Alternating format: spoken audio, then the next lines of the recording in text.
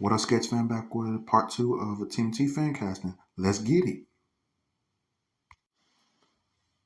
All right, so I know you got looking at the picture and being like, okay, what are you on, bro?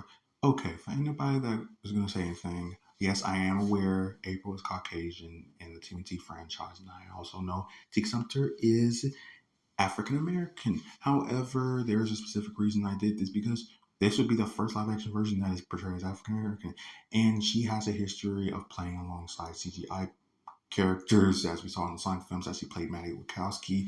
And I think she would do a good job as April. Just give her the iconic red hair that April is known for having. Boom, you got yourself April O'Neil. And she can really pull off that, oh, I want a Scoot type vibe for April and all that type of stuff. Also, she can really pull off that vibe of, I'm kind of afraid of the turtles at first and I kind of find them weird, but she then warms up to them the same way of how she did when she played Maddie in the Sonic movie universe. She can really do that and pull off a great, emotional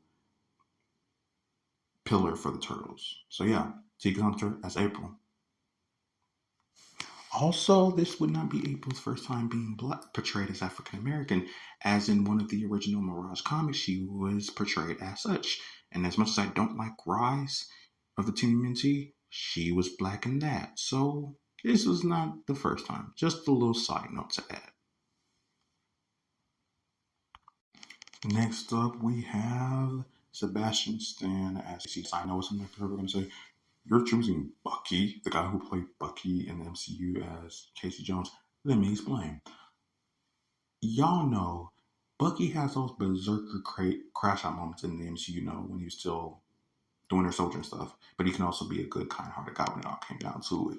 I think that's something we have for Casey here, because that's something of how Casey is. He's always portrayed as this hot-headed guy with a big temper and all that type of stuff, but at the end of the day, can be a nice guy when you really think about it.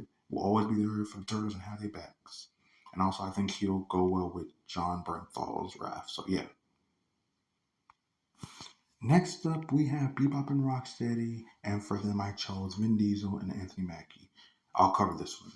It's just like, bro, Anthony Mackie, not only is he African American, just like how Bebop was before the mutation, but also because, it would have that level of, funniness that Anthony Mackie is known for, especially when he played Falcon in the Marvel movies. It just brings that charm to it, man. And I think he could really do a good job as the character.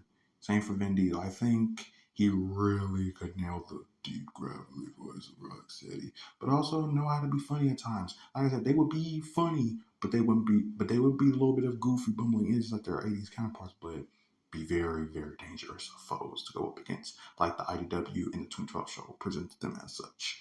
So yeah, Anthony Mackie and Vin Diesel, Bebop and Rocksteady. Next, we have Jamie Foxx as Baxter Stockman. I don't think I need to say anything more. Jamie Foxx does have a history of playing a mad scientist type character like Baxter Stockman. In The Amazing Spider-Man 2, I believe it was, he played Electro, who was a crazy scientist and all that stuff. I think he could do it for Baxter Stockman, be that threatening, imposing villain that's very intelligent and could very well probably betray Shredder at any given moment, But I also think he could really do that comedic thing that, Jamie Foxx can bring to the table that he's always known for. So yeah, I think Jamie Foxx would really fit this role, and I think a lot of other actors could fit the role too. But Jamie Foxx just I feel like has so much potential with it. It's just like catching that lightning in a bottle, guys. So yeah, Jamie Foxx as Baxter Stockman. And lastly on the list, we have Mark Hamill as Gray. Okay, y'all. But in all seriousness, though, yeah, Mark Hamill, I think, could really pull off this sadistic, crazy, twisted voice for Krang that really makes him sound like he's from another world, which is what Krang is.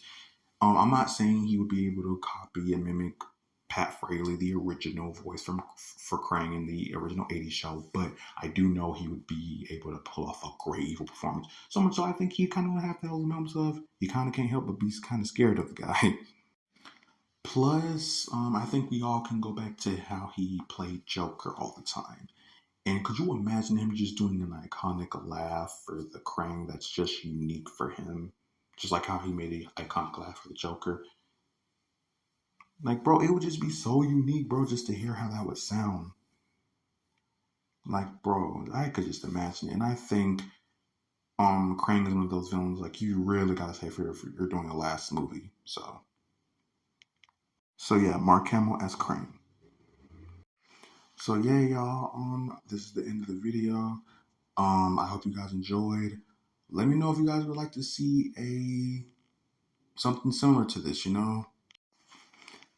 I wouldn't mind doing something similar to this where I do different fan casts, of course. Let me know what y'all think in the comments. Let me also know who y'all think could play the Turtles in live action. This is just my cast, my opinion, so I'm open to hear y'all thoughts. Let me know if you liked the video.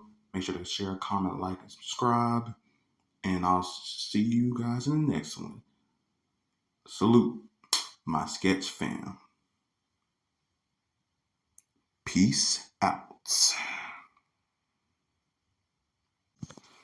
And God bless.